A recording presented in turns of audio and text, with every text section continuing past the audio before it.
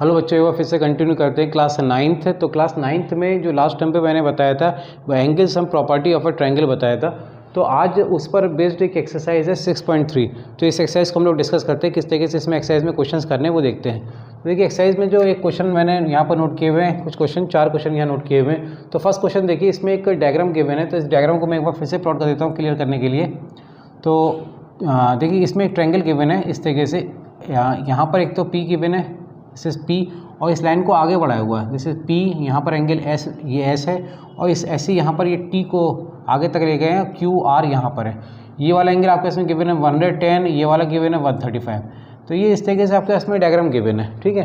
अब हमारे लिए इस डायग्राम में क्या निकालना है, पी आर क्यू, ये वाला एंगल निकालना है। तो एक काम करते हैं, हम इन एंगल को मान लेते हैं 1, ये 2 और ये 3 वाला हमें कैलकुलेट करना है, ठीक है।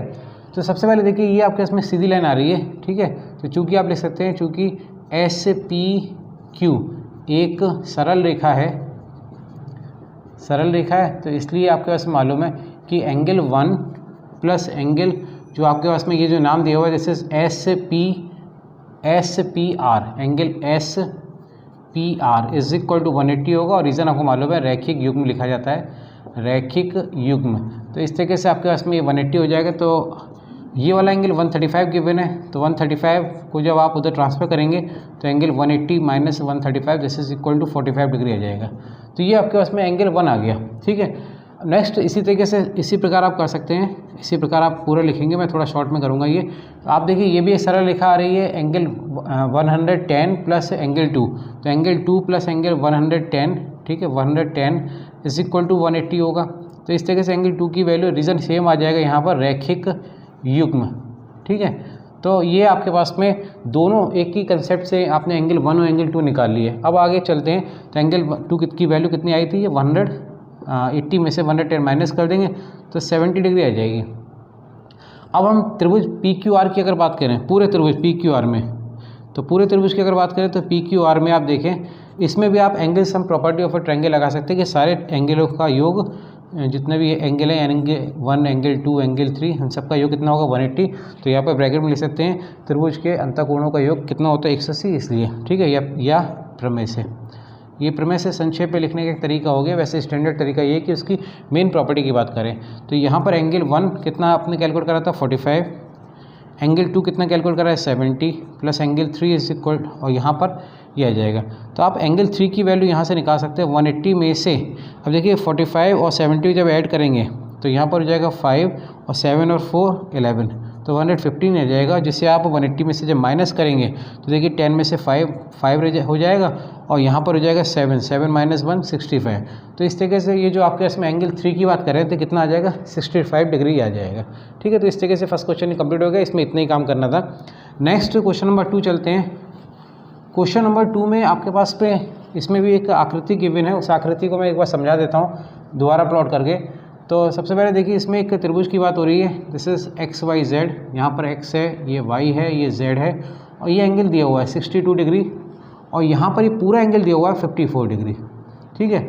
ये कहा जा रहा है कि इस एंगल का यानी कि एक्स वाई जेड का एक तरह से समद्विभाजन और एक्स जेड वाई का ये समद्विभाजक दोनों के जो हैं वो कहाँ पर मिल रहे हैं, ओ पर मिल रहे हैं। तो हमें ये एंगल निकालना है, this is Y O Z, ये मान निकालना है वाई ओ जेड का मान, ठीक है।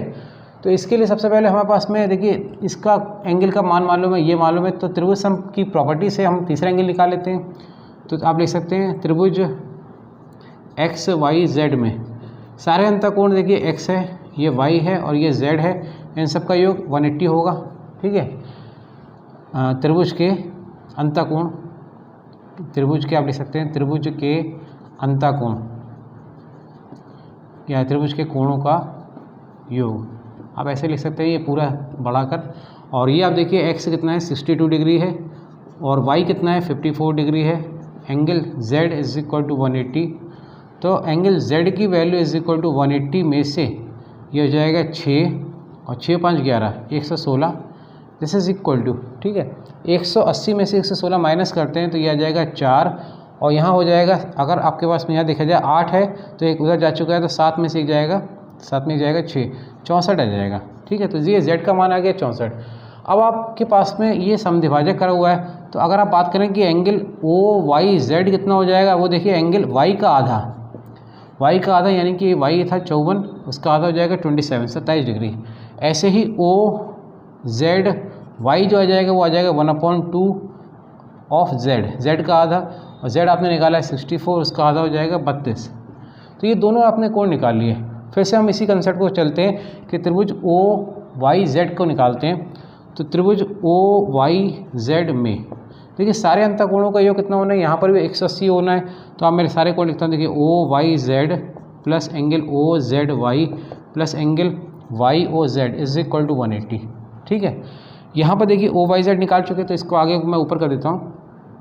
तो ये आपके इसमें ऐसा 27 डिग्री, ये वाला आपने निकाला है, ये आया 32 डिग्री, और ये वाला यहाँ पर आपको कैलकुलेट करना है कौन सा angle, Y O Z is equal to 180। और ये 180 क्यों होगा, मैं एक बार यहाँ पर शॉर्ट में लिख देता हूँ प्रमेय, और वरना आप क्या लिख सकते हैं रीज़न, यही वाला रीज़न कि त्रिभुज के अंतःकोणों का योग 180 होता है। ठीक है, तो यहाँ पर अब आपके पास में देखिए 7 और 2 9, ये हो जाएगा, ये 59 हो जाएगा, plus angle Y O Z is equal to 180। ठीक है, तो इस तरीके से एंगल वाई ओ जेड का जो मान है वो 180 में से आप 59 को जब माइनस करेंगे तो देखिए कितना हो जाएगा, 10 में से 9 जाएगा 1, और यहाँ रह जाएगा 17 में से 12 जब जाएगा, 17 में से 5 जाएगा तो 12 रह जाएगा, 121 डिग्री। तो इस तरीके से वाई और जेड का मान जो है वो 121 डिग्री आपका कैलकुलेट हो जाएगा। ठीक है, नेक्स्ट क्वेश्चन चलते हैं 3 पर। क्वेश्चन नंबर 3 देखते हैं। क्वेश्चन नंबर 3 में भी डायग्राम आपको गिवन है, उस डायग्राम को क्लियर करने के लिए एक बार फिर से मैं प्लॉट कर देता हूँ। तो देखिए उसमें आपके पास में क्वेश्चन नंबर 3 में एक सरल रेखा, पहले तो ए बी है, ये स्ट्रेट लाइन, जो एक दूसरी रेखा आपके पास में इस तरीके से बनी हुई है डी ई, उसका समांतर दिया हुआ है, ये दोनों रेखाएं समांतर हैं। फिर उसके बाद में इसको यहाँ से मिला दिया गया है, ये बिंदु है यहाँ पर सी, और ये वाला आपके पास में दिया हुआ है 35, ये वाला दिया हुआ है 53। आपसे ये वाला एंगल कैलकुलेट करने के लिए कहा जा रहा है, एंगल डी सी ई, ये वाला एंगल कितना होगा।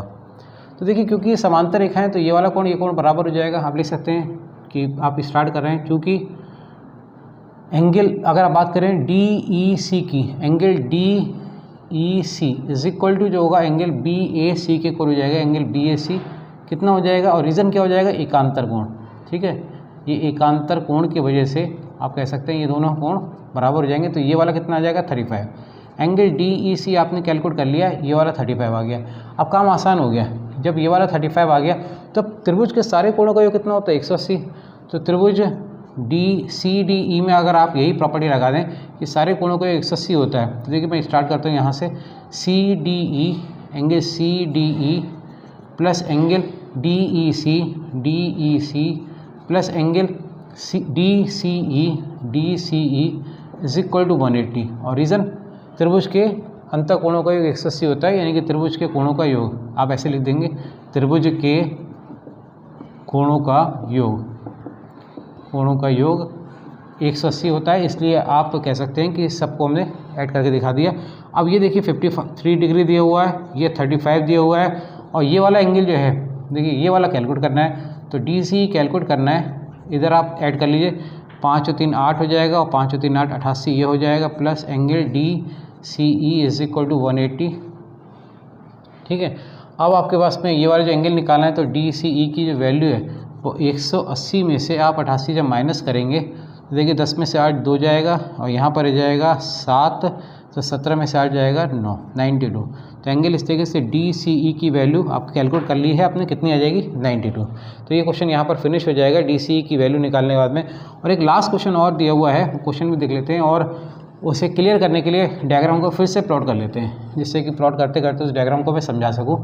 तो देखिए इसमें एक सबसे पहले तो एक रेखा आ रही है, दिस इज़ आर, और ये एस, इस पर यहाँ से एक लाइन जा रही है ऐसे करके, जो इसे कहाँ पर प्रतिच्छेद कर रही है, वो टी पर प्रतिच्छेद कर रही है। अब एक एंगल तो इस तरीके से दिया हुआ है, ठीक है, तो ये दिया हुआ है पी पॉइंट है, और ये एंगल दिया हुआ है दिस इज़ 40, और ये वाला दिया हुआ है दिस इज़ 95। ठीक है, तो ये 95 दिया हुआ है। नेक्स्ट हमारे पास में यहाँ पर दिया हुआ है दिस इज़ 75, और अब आपसे कहा जा रहा है कि यहाँ पर एंगल दिस इज पॉइंट है क्यू, आपसे कहा जा रहा है तो एस क्यू टी, ये वाला एंगल का मान निकालना है। तो देखिए हमारे पास में इसका तरीका भी यही रखेगा कि सबसे पहले इस त्रिभुज से हम इसे निकाल लेते हैं, और फिर शीर्षाभिमुख से इसे निकाल लेते हैं, फिर एंगल सम प्रॉपर्टी से ये तीसरे एंगल निकाल लेंगे। तो चलिए स्टार्ट करते हैं त्रिभुज PQT से, सॉरी PRT से। PRT में अगर देखें तो सारे एंगल्स का योग कितना हो जाएगा 180। तो ये वाला एंगल अगर आप चाहें तो इसे ऐसे ही रहने दें, this is PRT plus angle PRT plus RPT plus angle RPTR, angle PTR is equal to 180 हो जाएगा। और रीज़न आपको सेम लिखना पड़ेगा, यहाँ पर मैं शॉर्ट में प्रमेय से लिख दे रहा हूँ। रीज़न वही त्रिभुज के अंतःकोणों का योग 180 होता है, त्रिभुज के कोणों का योग, ठीक है, ये लिख देंगे। तो ये आपके इसमें दिया हुआ है 90। देखिए सबसे पहले PRT कितना है, PRT 40 दिया हुआ है, ये वाला आपके इसमें 95 दिया हुआ है। इस तरीके से PTR आप कैलकुलेट कर लेंगे, PTR ये कैलकुलेट हो जाएगा। एंगल PTR की वैल्यू जो है वो 180 में से 40 और 90 को आप ऐड करके माइनस करेंगे तो ये हो जाएगा 135, ठीक है। तो देखिए 5 और 9 5 13, तो यहाँ पर ये हो जाएगा 45। तो ये वाला आपके पास में एंगल PTR, ये वाला 45, तो ये वाला भी एंगल 45 हो जाएगा। एंगल हम बात करते हैं QTS की, एंगल QTS जो होगा वो एंगल PTR के इक्वल हो जाएगा, और ये कितना हो जाएगा 45। रीज़न क्या है, शीर्षाभिमुख कोण, शीर्षाभिमुख कोण की वजह से, जिसे इंग्लिश में मैंने बताया था वर्टिकली अपोजिट एंगल बोलते हैं, शीर्षाभिमुख कोण की वजह से ये दोनों एंगल आपस में इक्वल हो जाएंगे, ठीक है। नेक्स्ट अगर हम बात करें अब इस पूरे त्रिभुज को देखते हैं, त्रिभुज QTS में, QTS में अगर देखें QTS में, तो इसमें भी वही कंसेप्ट लगाना है कि त्रिभुज के सारे कोणों का योग 180 होता है। तो यहाँ पर स्टार्ट करते हैं यहाँ से, तो angle QTS plus angle TSQ plus angle SQT is equal to 180। यहाँ पर शॉर्ट में प्रमेय लिख देता हूँ, और प्रमेय फिर से बता रहा हूँ, वही लिखना है कि त्रिभुज के अंतःकोणों का योग 180 होता है। तो यहाँ पर देखिए ये आपके पास में पहले कैलकुलेट कर चुके हैं 45, ये वाला गिवन है 75, और ये वाला आपको SQT का मान निकालना है। तो ये एंगल SQT कितना हो जाएगा, दैट इज इक्वल टू 180 में से 75 और 45 जब जोड़ेंगे तो 5 × 10 का 0, और 6 7 और 4 11 और 1 12 हो जाएगा 120, और 180 में से जब 120 माइनस हो जाएगा तो कितना आ जाएगा 60 डिग्री। तो एंगल SQT का मान जो है वो 180 डिग्री हो जाएगा, और यहाँ पर ये क्वेश्चन खत्म हो जाएगा क्योंकि आपको यही मान निकालना था। तो इस तरीके से ये एक्सरसाइज 6.3 खत्म हो जाएगी, और इसमें जो क्वेश्चन रहेगा वो आप ट्राई कर सकते हैं। तो आज के लिए इतनी रहने देते हैं, नेक्स्ट टाइम पे आगे का देखते हैं। Thank you.